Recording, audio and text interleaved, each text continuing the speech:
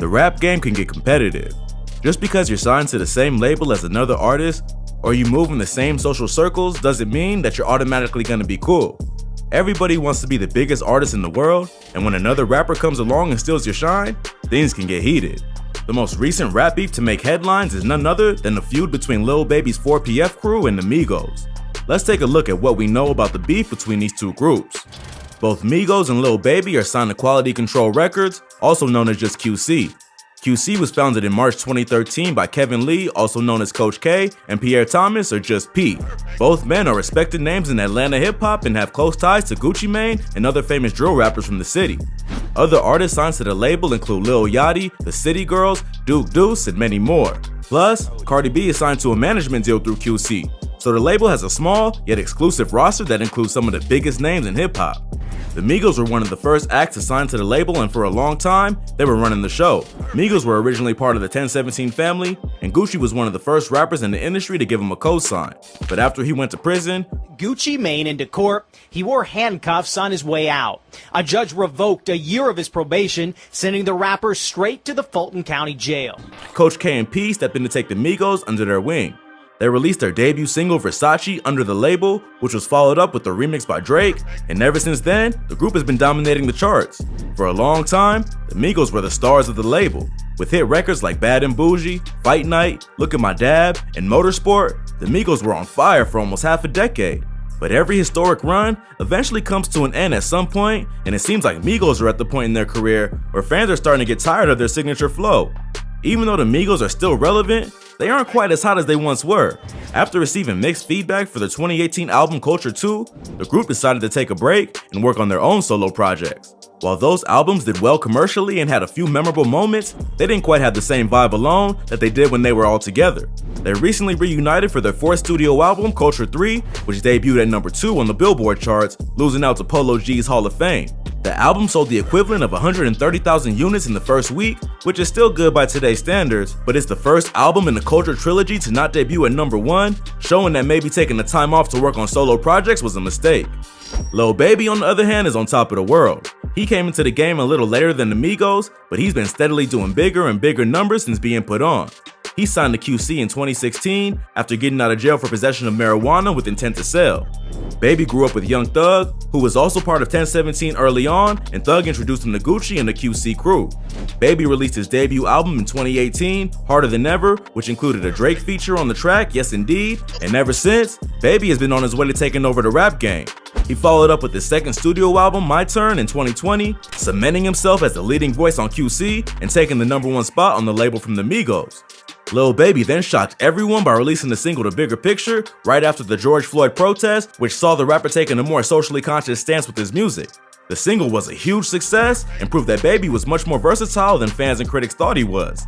The song was so successful that he was even invited to the White House in May 2021 to meet with Vice President Kamala Harris and George Floyd's family on the anniversary of his death. Lil Baby just recently dropped a collaborative project with Lil Durk called Voice of the Heroes that did well both critically and commercially. The album debuted at number 1 on the Billboard charts and earned the equivalent of 150,000 album sales its first week. So it's easy to see why the Migos may be getting jealous of Lil Baby's success. His most recent album went number 1 and sold more units than them, even though he did get a boost from Lil Durk's fan base. He's also getting invites to the White House while being a respected rapper from the streets, which is rare. Although the Migos definitely aren't soft, they don't get the same kind of street cred that Lil Baby gets. They're from Gwinnett County, an area north of Atlanta, while Baby is from the Jonesboro projects in the heart of the city. So Baby's not only making power moves and running up the charts, he's also well respected in the streets. Apparently, there's been tension between the Migos and Lil Baby from day one. Despite being two poppin' artists on the same label, they rarely collaborate, other than being featured together on the Quality Control compilation mixtape. When asked about Lil Baby in an interview with Hot 97's Peter Rosenberg in 2020, the Migos freeze up and get silent. In the interview, Rosenberg asked whether they're proud of Lil Baby for his track The Bigger Picture. After he asked the question, there's an awkward silence for a minute before Quavo just says, "For sure." Lil Baby dropped a great record last week. I was proud of him. I thought it was an awesome, topical record. Have you been impressed and proud of his moves? He's been doing his thing, man. He's become the guy. For sure. He then asked if they even heard the record, and Quavo just says, "Yeah." Did you hear the record I'm talking about? Yeah. Rosenberg tries to redirect the conversation, but it's clear they aren't about to give Lil Baby any credit on camera. Up until recently, there wasn't any public beef between Baby and the Migos. They just seemed to move in their own separate ways. In an interview with The Breakfast Club, Lil Baby said that he and the Migos didn't have a relationship like that. He didn't say there was any beef, but they just did their own thing musically. Then, in March 2020, rumors started going around that Offset had been jumped by Lil Baby's 4PF Goons outside the release party for his album My Turn. Witnesses who were allegedly at the party said they saw Offset get jumped, robbed, and stripped down to his boxers. A video also came out that supposedly showed the fight go down, although it's filmed from a car parked far from the action on the other side of a fence. The video does show some kind of altercation, and you can just barely hear Offset's name and other threats being made, but it's far from solid evidence. Several rumors were floating around as to why Offset and Baby may have had problems. One theory was that Offset ended up getting into it with some people, which resulted in Lil Baby almost getting robbed, even though he wasn't involved in the situation. Another theory was that Offset owed someone in Baby's camp 50 racks, but refused to pay, so they beat him up. Both Lil Baby and Offset denied this rumor. When the blog reported the story, Baby commented on the post, saying it's all cap. He also posted a slide to his Instagram story with the caption, "Stop spreading fake news. That's fake. Please." Offset also posted a video on Instagram showing his face to flex that he didn't get scratched up. We're not really sure what to make of the whole thing, but the fact that neither side wants to talk about it is just kinda weird. The rumors died down after a while because it was the word of some random fans on the internet against the two people who were allegedly involved.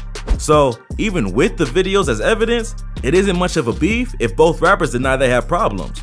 But fans also noticed that Offset had unfollowed both Lil Baby and P on social media, suggesting that maybe there was more going on behind the scenes than fans knew.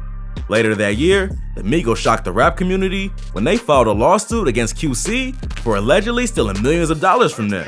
They actually sued their former attorney, Damian Granderson, who was also the lawyer for QC. In the suit, they claimed that he had charged them excessive fees and advised them to sign one-sided deals that favored the label, representing a serious conflict of interest. Even though the Migos were going after the lawyer, they were also indirectly taking shots at Coach K and P by suggesting they had taken advantage of him.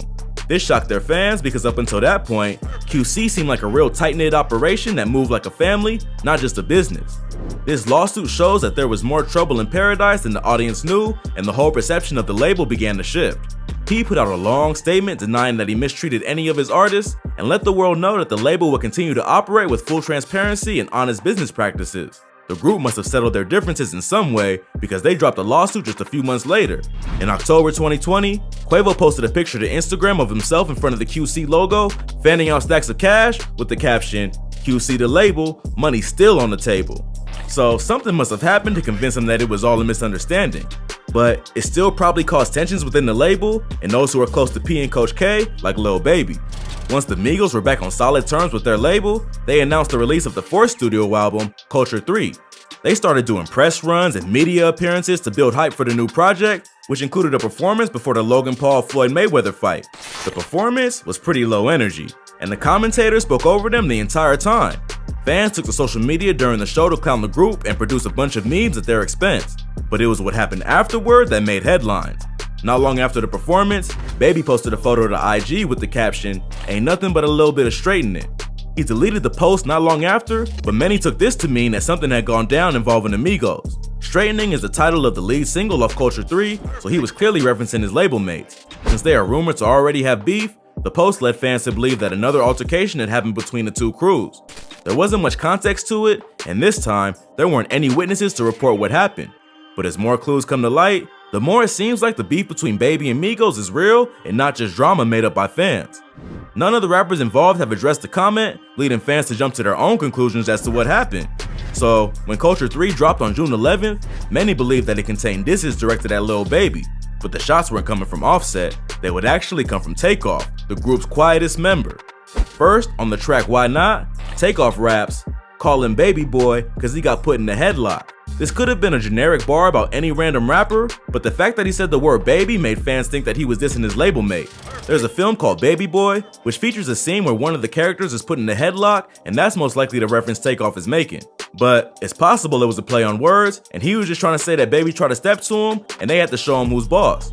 Or it could have just been a throwaway line that got misinterpreted because of the context. But the bar that really had fans thinking he was throwing shots at Baby was on the track Modern Day.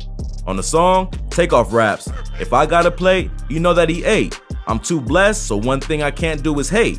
I like what you're doing, just humble yourself, and know that we the ones who opened the gate." Given the context, this bar could definitely be about Lil Baby. The Migos were popping before him, and the money that QC got to invest in Baby's career early on came from their success. He admits that he's not going to be a hater, but he does think that whoever he's talking to is doing too much and forgot who started the wave. Although the bar does seem to fit all the other rumors surrounding the Migos Lil Baby situation, it could also be about almost any other rapper in the game. There's no denying that the Migos are trendsetters, and a lot of rappers today have made a career off of what they started. He isn't all that specific, so he could be talking about Lil Baby or any other rapper he came up with who started acting extra after they got some clout. One thing's for sure, even if there is smoke, neither side will likely admit it.